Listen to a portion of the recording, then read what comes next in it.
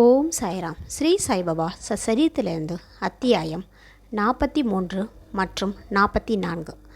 பாபா மகா சமாதி அடைதல். ஏற்பாடுகள். சமாதி மந்திர். செங்கல் உடைதல். 72 மணி நேர சமாதி. ஜோஹின் துறவு. பாபாவின் அமுத மொழிகள். அத்தியாயம் 43 44. பாபா மகா சமாதி அடையும் நிகழ்ச்சி பற்றியே குறிப்பிடுவதனால் அவைகள் ஒன்றாக எடுத்து கொள்ளப்படுகின்றன. முன்னேற்பாடு. ஒருவன் மரண தருவாயில் இருக்கும்போது அவனது போகும் வழி இயற்கையாகவும் எளிதாகவும் இருக்க பொருட்டும் உலக விஷயங்களிலிருந்து அவன் மனதை மீட்டு ஆன்மீக விஷயங்களில் நிலைத்திருக்கும் செய்யும் எண்ணத்துடன் சில மத சம்பந்தமான நூல்கள் பிரயாணம் செய்யப்படுவது இந்துக்களிடையே உள்ள பொதுவான வழக்கமாகும். ஒரு அந்தன ரிஷியின் புதல்வனால் பரீக்ஷித் மகாராஜன் சாபமிடப்பட்டு மரண தருவாயில் இருந்த நாட்களில் மாபெரும் ரிஷியான சுகர் புகழ்பெற்ற பாகவத புராணத்தை அவருக்கு விளக்கினார். இப்பழக்கம் இன்றளவும் பின்பற்றப்பட்டு பகவத்கீதை, ஸ்ரீமத் பாகவதம் இன்னும் பல புனித நூல்களும் மரண தருவாயில் இருப்பவர்களிடம் வாசிக்கப்படுகிறது. கடவுளின் அவதாரமான பாபாவுக்கு அத்தகைய உதவி எதுவும் தேவையிருக்கவில்லை. ஆனால் மக்களுக்கு வழிகாட்டும் பொருட்டாக இவ்வழக்கத்தை அவர் பின்பற்றினார். தாம் விரைவில் காலமடையப் போவதை அறிந்த அவர் வஷே என்பாரை தம்மிடம் ராம விஜயத்தை படிக்கும்படி கட்டளையிட்டார். வஷே வாரம் ஒரு முறை அதை படித்தார். பின்னர் இரவும் பகலும் அதையே படிக்கும்படி பாபா கேட்டுக்கொண்டார். அவர் 3 நாட்களில் 2வது பிராயணத்தை முடித்தார். இவ்வாறாக 11 நாட்கள் சென்றன. பின்னர் மீண்டும் 3 நாட்கள் படித்து களைப்படைந்து விட்டார். எனவே பாபா அவரை போக அனுமதிக்கவிட்டு தாமே அமைதியாக இருந்து கொண்டார். தமது ஆத்ம போதத்திலேயே மூழ்கினவராய் தமது கடைசி வினாடியாக காத்திருந்தார். 2-3 நாட்களுக்கு முன்னரே தமது காலை சஞ்சாரத்தையும் விஷாதனம் பெற செய்யும் நியமத்தையும் அவர் நிறுத்திவிட்டு மசூதியிலேயே தங்கிவிட்டார். தமது இறுதி வினாடி வரை உணர்வுடன் இருந்து தமது அடியவர்களை மனமுடைய வேண்டாம் என்று உபதேசித்து கொண்டிருந்தார். தாம் சமாதி அடையும் உள்ள சரியான தருணத்தை அவர் ஒருவருக்கும் அறிவிக்கவில்லை. மசூதியில் தினந்தோறும் அவருடன் காகா சாஹிப் தீஷித்தும் பூட்டியும் மதிய உணவு உண்டனர். ஆனால் அன்று அக்டோபர் 15 ஆராய்ச்சிக்கு பின்னர் பாபா அவர்களை தங்கள் இருப்பிடங்களுக்கு சாப்பிட செல்லும்படி கூறினார். என்றாலும் லக்ஷ்மிபாய் ஹிண்டே பாகோஜி ஹிண்டே, பாயாஜி, லக்ஷ்மண் பாலா ஷிம்பி, ராணா சாஹேப் நிமோன்கர் போன்றவர்கள் அங்கேயே இருந்து கொண்டனர். ஷாமா கீழே படிகளில் அமர்ந்திருந்தார். லக்ஷ்மிபாய் ஷிண்டேவுக்கு ரூபாய் 9 கொடுத்த பின்பு பாபா தமக்கு மசூதியில் சௌகரியமாக இல்லை என்றும் பூட்டியனுடைய தகடி வாதாவுக்கு எடுத்து செல்லப்பட வேண்டும் என்றும் அங்கு தாம் நலமுற்றுவிடப் போவதாகவும் கூறினார். இக்கடைசி மொழிகளை உதிர்த்துவிட்டு பாயாஜி ஹோதேவின் மேனியில் சாய்ந்து கொண்டு உயிர் நீத்தார். அவரது மூச்சு நின்றுவிட்டதை பாகோஜி கவனித்து கீழே அமர்ந்திருந்த ராணா சாஹேப் நிமோன்கரிடம் கூறினார். ராணா சாஹேப் சிறிது தண்ணீர் கொணர்ந்து பாபாவின் வாயில் ஊற்றினார். அது வெளியே வந்துவிட்டது. பின்னர் அவர் பலமாக ஓ தேவா என்று கதறினார். பாபா சிறிதே தமது கண்களை திறந்து ஆ என்று மெல்லிய குரலில் கூறியதை போன்றிருந்தது. ஆனால் பாபா தமது பூத உடலை சேமமாக நீத்துவிட்டார் என்பது சீக்கிரமாக நிதர்சனமாயிற்று.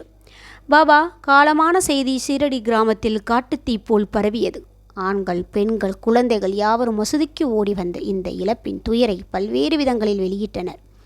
சிலர் பலமாக கதறினர். சிலர் தெருவில் உருண்டு புரண்டனர். சிலர் மூச்சித்து விழுந்தனர். எல்லோருடைய கண்களிலிருந்தும் தாரை தாரையாக நீர் வழிந்தது. அனைவரும் வருத்தத்தால் பீடிக்கப்பட்டிருந்தனர். சிலர் சாய்பாபாவின் மொழிகளை நினைவூட்டிக் கொள்ள ஆரம்பித்தனர். வரப்போகும் காலங்களில் தாம் ஒரு 8 வயது பையனாக தோன்றப்போவதாக மகாராஜ் சாய்பாபா தம் பக்தர்களிடம் தெரிவித்ததாக சிலர் கூறினர். இவைகள் ஞானிகளின் மொழிகள்.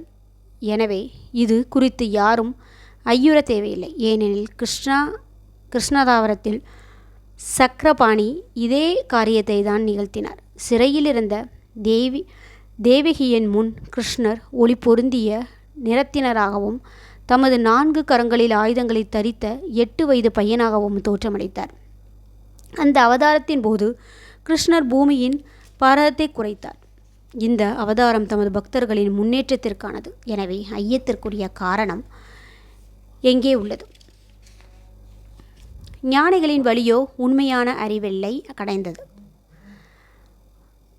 சாயி பாபாவுக்கு தமது பக்தர்களுடன் உண்டான தொடர்பு இந்த ஒரு தலைமுறைக்குரியது மட்டுமின்று அது கடந்த 72 ஜென்மங்களின் தொடர்பாகும். இத்தகைய அன்பு பிணைப்புகளை உருவாக்குவதற்கு பொருட்டே மகாராஜ் திக் விஜயம் செய்ய சென்றுள்ளார் போல தோன்றியது. அவர் மீண்டும் விரைவில் திரும்பி வருவார் என்று அவர் பக்தர்கள் உறுதியான நம்பிக்கை பூண்டுள்ளனர். பின்னர் பாபாவின் பூத உடலை எங்கனம் அடக்கம் செய்வது என்பது கேள்வி எழுந்தது. சிலர் பாபாவின் உடல் திறந்த வெளியில் அடக்கம் செய்யப்பட்டு அதன் மேல் ஒரு சமாதி கட்ட வேண்டும் என்றார். குஷால் சந்தும் அமீர் ஜக்கரும் இந்த கருத்தையே கொண்டிருந்தனர்.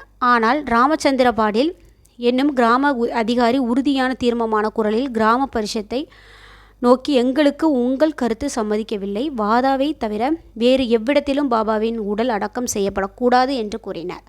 மக்கள் இந்த விஷயத்தில் கருத்து வேறுபாடு கொண்டு 36 மணி நேரம் வரை இதை பற்றி விவாதித்து கொண்டிருந்தனர்.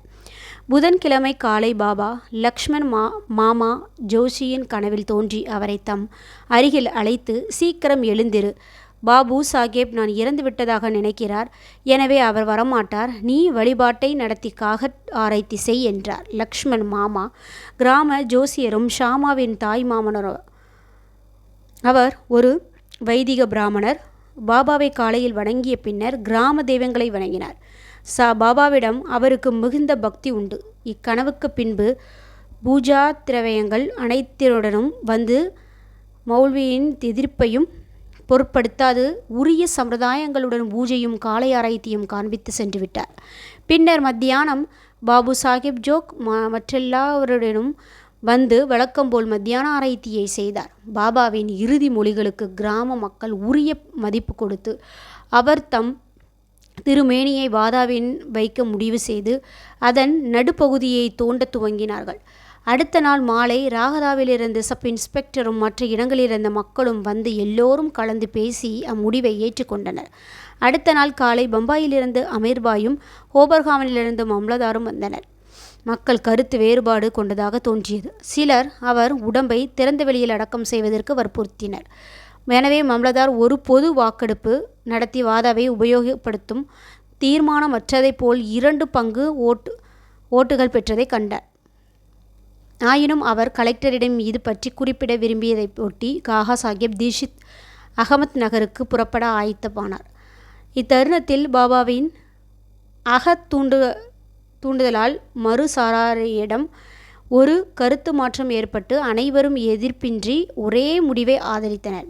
புதன்கிழமை மாலை பாபாவின் திருமேனி ஊர்வலமாக எடுத்து செல்லப்பட்டு வாதாவுக்கு கொண்டு வரப்பட்டு உரிய சம்பிரதாயங்களுடன் முரளிதரின் மூலஸ்தானமாக ஒதுக்கப்பட்ட மத்திய இடத்தில் அடக்கம் செய்யப்பட்டது. உண்மையில் பாபா முரளிதரன் ஆனார். எங்கே அவ்வளவு அதிகமான பக்தர்கள் அமைதியும் சாந்தியும் தேடிக்கொண்டு சென்று கொண்டிருக்கிறார்களோ அத்தகைய கோவிலாகவும் புனித ஆலயமாகவும் வாதா திகழத் தொடங்கியது. பாபாவின் இறுதி சடங்குகள் யாவும் பாலா சாஹிப் பாடையாலும் பாபாவின் ஒரு பெரும் அடியவரான உபாஷினியாலும் நிறைவேற்றப்பட்டது. பேராசிரியர் நார்கே கவனித்த விதமாக இந்த இடத்தில் இது குறிப்பிடப்படுகிறது. 36 மணி நேரம் பாபாவின் உடல் திறந்து வைக்கப்பட்டிருந்த போதிலும் சடலம் விரைத்து போகாமலும் அங்கங்கள் வளைந்து கொடுக்கும் விதத்தில் மிருதுவாகவும் இருந்ததனால் அவர் அணிந்து கொண்டிருந்த கம்பின் துண்டுகளாக கிழிக்கப்படாமல் கழற்றி எடுக்கப்பட்டது. செங்கல் உடைதல். பாபா இறுதி விடை பெறவிருந்த சில தினங்களில் முன்பாக இது குறித்து முன்கூட்டியே ஒரு சகுனம் ஏற்பட்டது. மசூதியில் பாபா கை வைத்து அமரும் ஒரு பழைய செங்கல் இருந்ததும் இரவில் அதன் மீது சாய்ந்து கொண்டிருக்கையில் அமர்வார். இது பல ஆண்டுகள் நிகழ்ந்து கொண்டிருந்திருக்கிறது. ஒரு நாள் பாபா இல்லாத போது தரையை கூட்டி கொண்டிருந்த ஒரு பையன் தனது கையில் அதை எடுத்தான்.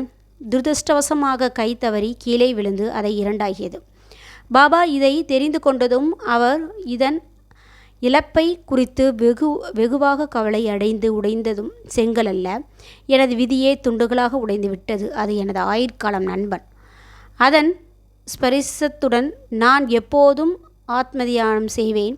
அது என் உயிரை போன்ற அவ்வளவு பிரியமானதும் இன்று அது என்னை விட்டு நீங்கிவிட்டது என புலம்பி அழுதார். செங்கல்லை போன்ற ஒரு ஜட பொருளும் பாபா ஏன் இவ்வளவு வருத்த வேண்டும்? என்று சிலர் கேட்கலாம். இதற்கு ஹேமத் பந்த் ஞானிகள் இவ்வுலகில் ஆதரவற்றோர்களை காப்பது ஒரு முக்கிய நோக்கத்துமாகவே அவதரிக்கிறார்கள். அவதரித்த உருவில் மக்களுடன் கலந்து அவர்களைப் போலவே இயங்கும்போது அம்மக்களைப் போலவே வெளிப்படையாக சிரித்தல், விளையாடுதல், அழுதல் ஆகியவற்றை செய்தாலும் தமக்குள்ளே அவர்கள் தமது கடமையையும் பிறவி எடுத்த நோக்கத்தையும் பற்றி முழுதும் விழிப்பாய் இருக்கிறார்கள் என பதிலளிக்கிறார்கள். 72 மணி நேர சமாதி. இதற்கு 32 ஆண்டுகளுக்கு முன்னால், அதாவது 1886இல் பாபா எல்லைக்கோட்டை தாண்ட முயற்சித்தார்.